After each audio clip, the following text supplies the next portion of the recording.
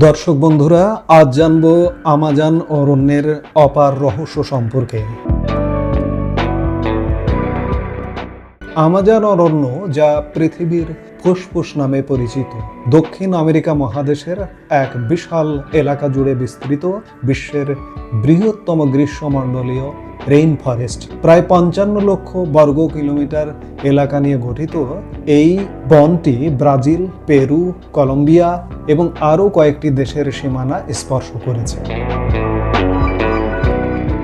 Amazon অরণ্য পৃথিবীর জলবায়ু নিয়ন্ত্রণে অত্যন্ত গুরুত্বপূর্ণ ভূমিকা পালন করে, কারণ এটি বায়ুমণ্ডল থেকে বিপুল পরিমাণ কার্বন ডাই অক্সাইড শোষণ করে এবং পৃথিবীর মোট অক্সিজেনের প্রায় 20% উৎপন্ন করে।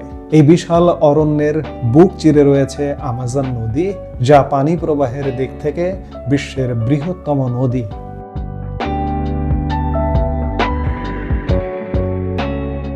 আমাজনের জীববৈচিত্র্য পৃথিবীর যে কোনো স্থানের তুলনায় বিস্ময়কর। এখানে প্রায় 39,000 কোটি গাছপালা, 25 লক্ষ প্রজাতির পতঙ্গ, 2,000 প্রজাতির পাখি ও স্তন্যপায়ী প্রাণী এবং হাজার হাজার প্রজাতির উদ্ভিদ রয়েছে, যার অনেকগুলোই পৃথিবীর আর কোথাও পাওয়া যায় না। জাগুয়ার, অ্যানাকোন্ডা, ম্যাকাও এবং গোলাপি ডলফিনের মতো অদ্ভুত সব প্রাণীর আবাসস্থল এই বন।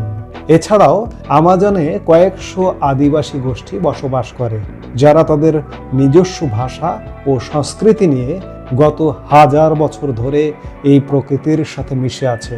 আধুনিক চিকিৎসা বিজ্ঞানের অনেক ওষুধ এই বনের গাছপালা থেকেই উদ্ভাবিত হয়েছে।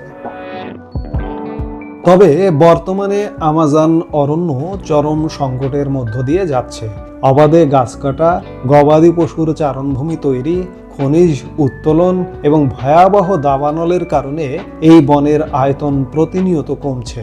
বিজ্ঞানীরা সতর্ক করেছেন যে যদি বন নিধন এভাবে চলতে থাকে, তবে আমাজন তার নিজস্ব বাস্তুসংস্থান হারানোর ঝুঁকিতে পড়বে, যার ফলে বিশ্বব্যাপী তাপমাত্রার ভারসাম্য নষ্ট হবে এবং বৃষ্টিপাতের ধরনে বড় পরিবর্তন আসবে।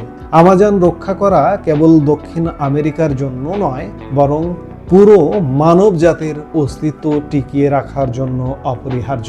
তাই বর্তমানে আন্তর্জাতিক পর্যায়ে এই বন সংরক্ষণের জন্য বিভিন্ন উদ্যোগ ও সচেতনতামূলক কার্যক্রম গ্রহণ করা হচ্ছে।